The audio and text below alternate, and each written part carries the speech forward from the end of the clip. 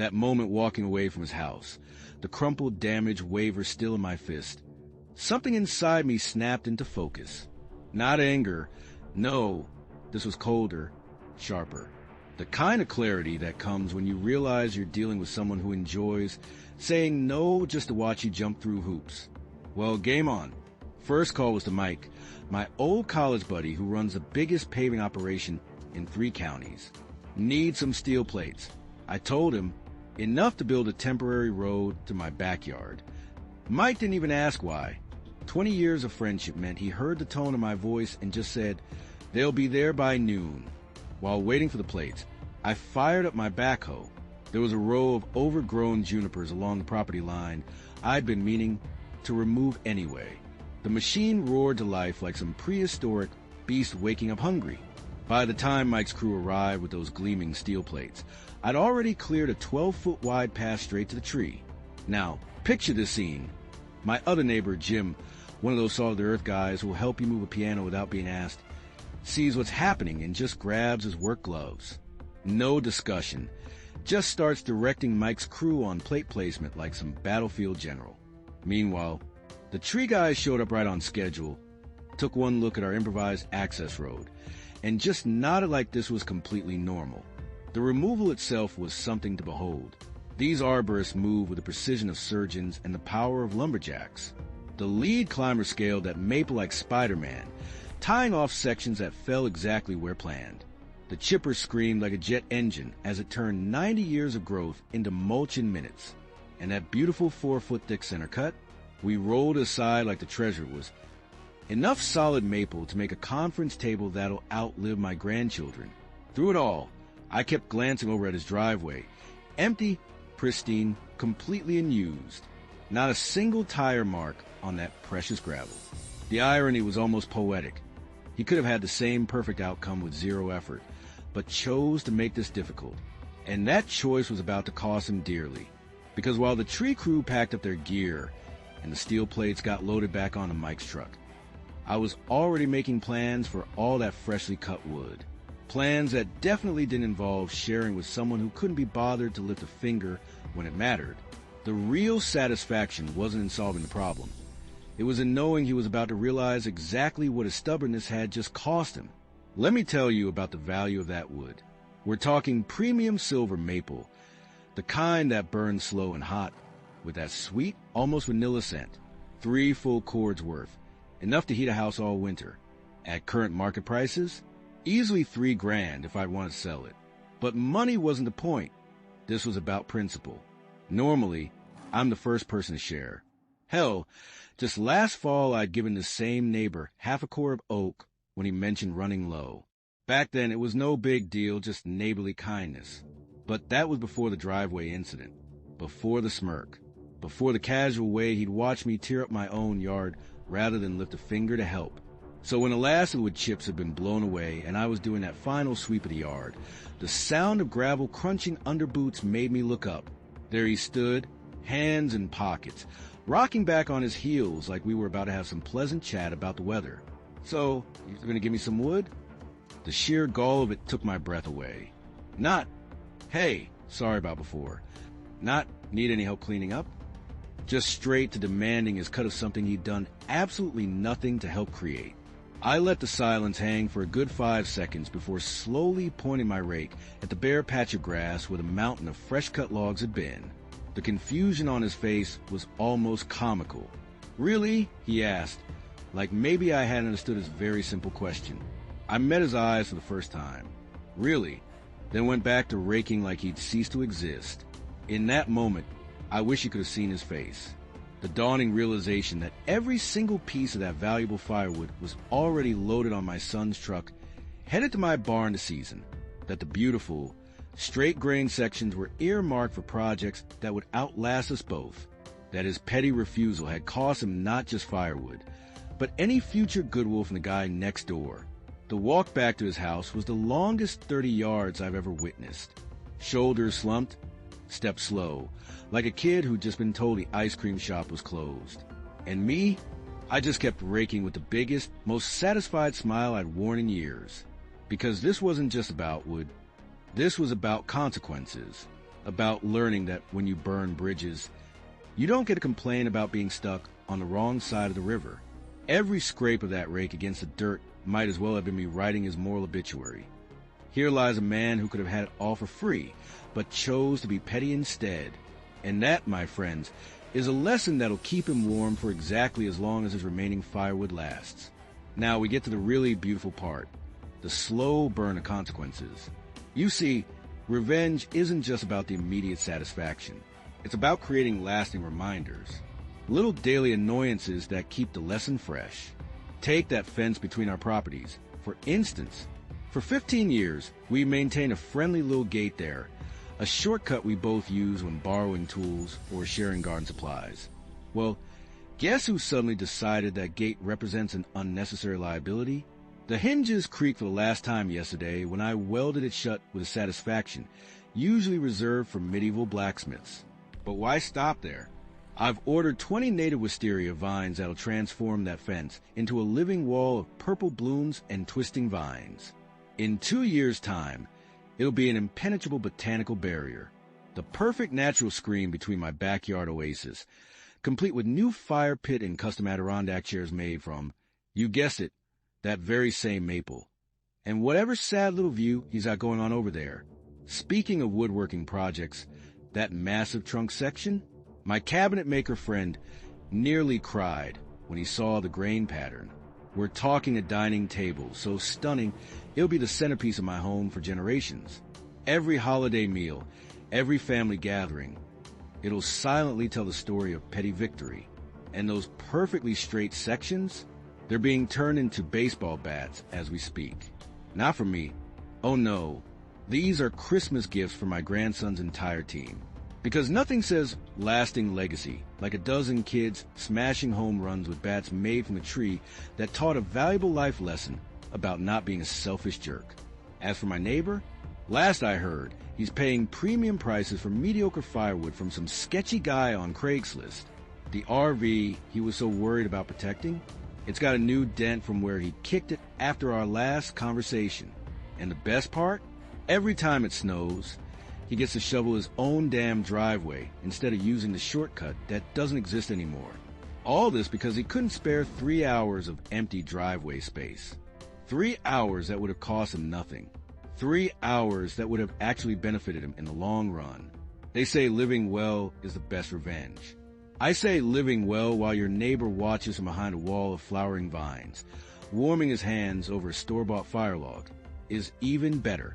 The universe tends to balance the scales eventually, but sometimes it needs a little nudge in the right direction. And when it does, well, I'm happy to provide the push. Expanded narration ready for recording asterisk. You know, this whole experience taught me something important about human nature. There are two kinds of people in this world. Those who understand that neighborliness is a two-way street, and those who only look out for number one. The funny thing is, the first type usually ends up with everything they need, while the second type spends their life wondering why nobody does them any favors. That maple tree had stood for 90 years, through wars, through storms, through generations of families growing up around it. And in its final act, it taught the most valuable lesson of all: what goes around comes around. Maybe not immediately, maybe not in the way you expect, but eventually, the universe balances the books. Some folks will tell you revenge is petty, that taking pleasure in someone else's misfortune is beneath you. But I'd argue there's nothing petty about enforcing natural consequences. When you refuse to help your community, you remove yourself from its benefits. That's not revenge. That's just cause and effect. The beautiful irony is that none of this had to happen. A simple yes would have cost him nothing. A little goodwill would have earned him years of free firewood and a reliable neighbor.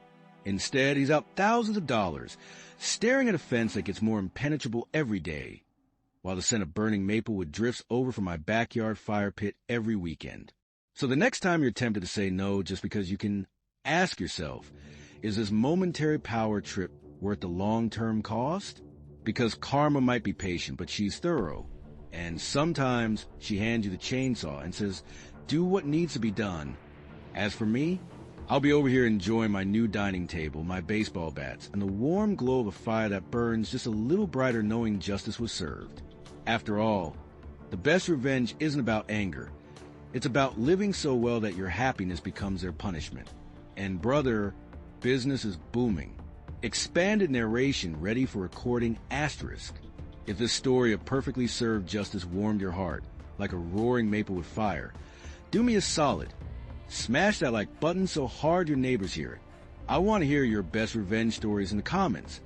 What's the most deliciously petty or brilliantly calculated payback you've ever pulled off?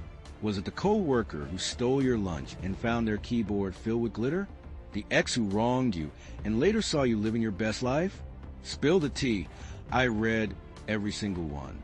Hit subscribe while you're at it, because this channel is your go-to for stories where the underdog comes out on top, where karma get a little assist, and where petty revenge is elevated to an art form.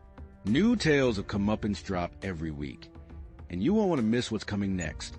And remember, folks, the sweetest revenge isn't about rage, it's about thriving.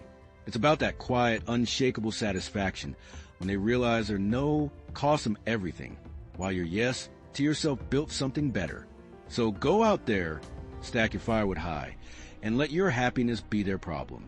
Now, if you'll excuse me, I've got a date with crackling fire, some marshmallows, and a front row seat to the best view on block, my flourishing wisteria, my handcrafted maple furniture, and the knowledge that petty, when done right, is forever.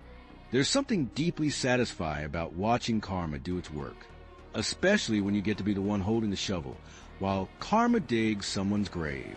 This story starts with a tree, not just any tree, a 90-year-old silver maple that had stood tall since the Great Depression, a living piece of history in my backyard. But time had split its trunk, and the arborist gave me the hard truth. One good storm, and this 3-ton giant to come crashing through my roof, or worse, my neighbor's prized RV. So I did what any reasonable person would do. I asked for help, not money, not favors, just 3 lousy hours of driveway space, so the tree crew could park their bucket truck. His answer? A flat, uncompromising no. No explanation, no negotiation, just pure, stubborn refusal. I'll admit, for a moment, I stood there on his porch, staring at this man I'd shared beers with at block parties, and wondered if I'd heard him wrong. But the smirk on his face told me everything. He wasn't worried about damage. He just liked saying no. So I smiled back, said no problem, and walked away with a plan already forming. Because here's the thing about petty revenge. It's not about rage. It's about patience, precision, letting someone's own selfishness hang them with the rope you politely hand them. By the time this was over, that driveway would have been the least of his regrets.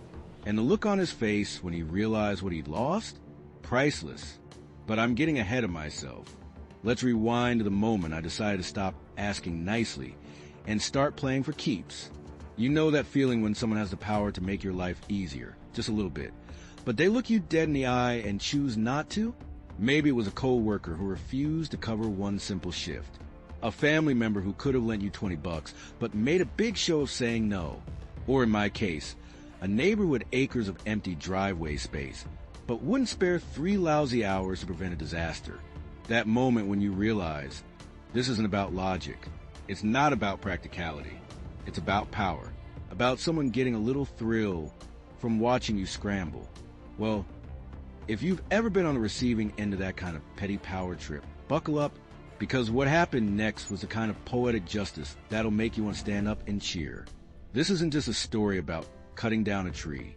It's about watching someone's own stubbornness come back to bite them in the most expensive way possible.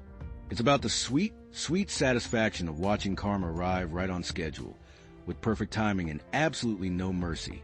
So if you're ready for a revenge story where the good guy wins, the bad guy loses, and the universe hands out justice like it's Black Friday at the karma store, do me a favor. Hit that like button, subscribe, and let me tell you how one man's no cost him thousands of dollars and turned me into the most gloriously petty neighbor on the block. Trust me, by the time we're done, you'll be looking at your own annoying neighbors in a whole new light. Maybe even getting some ideas of your own. Not that I'm encouraging anything, but I'm definitely not discouraging it either. Now, let's get to the good part. Let me paint you a picture of this tree. Imagine a living skyscraper of wood and leaves that have been growing since the days of flapper dresses and Model T Fords. 90 concentric rings telling the story of nearly a century. It had survived world wars, economic collapses, and who knows how many hurricanes. This wasn't just a plant, it was a landmark, a silver maple so massive its shadow could cover 3 suburban backyards at high noon. When the arborist came out to inspect it after that last big storm, I watched his face go pale as he ran his hands along the deep vertical split running up the trunk.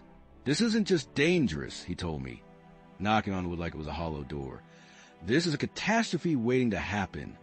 He showed me how the internal structure had completely failed. One stiff breeze in the wrong direction, and this 2-ton Widowmaker could flatten my kitchen, take out my neighbor's brand new $80,000 RV, or, God forbid, hurt someone. Now, removing something that size isn't like trimming a hedge. You need industrial equipment, cranes, bucket trucks, with chippers the size of small cars. And in our neighborhood of tightly packed houses with narrow streets, there was exactly one viable access point. My neighbor's sprawling gravel driveway that ran along our property line. The guy had enough paved space back there to park his truck, his boat, and his RV with room to spare. It was perfect. They could roll right in, do the job, and roll out with minimal disruption. Here's what you need to understand about our relationship. We weren't barbecue buddies, but we weren't enemies either. We'd exchanged tools over the fence, made small talk at the mailbox, even split the cost of replacing the shared fence posts a few years back. Normal neighbor stuff. So when I walked over with a written agreement promising to cover any damages and use only bonded, insured professionals, I genuinely thought he'd say yes. I mean, who wouldn't want a dangerous tree removed before it crushed their expensive toys? But the moment I started explaining, I saw his face change. Not into concern or even annoyance. It was a smug, almost gleeful expression. He let me finish my whole spiel before delivering his verdict with the gravitas of a Supreme Court justice. "No, I don't trust them." Just like that. No counteroffer. No request for more insurance details. Not even the courtesy of pretending to think about it. I'll never forget how he crossed his arms and leaned against his pristine F. 150 like some kind of suburban king passing judgment. The message was clear. This wasn't about the tree or the risk or even his precious gravel. This was about power, about watching me squirm. And in that moment, as I stood there holding my carefully prepared damage waiver that suddenly felt as worthless as monopoly money, I realized something fundamental had shifted between us. The tree wasn't the only thing that needed cutting down that day.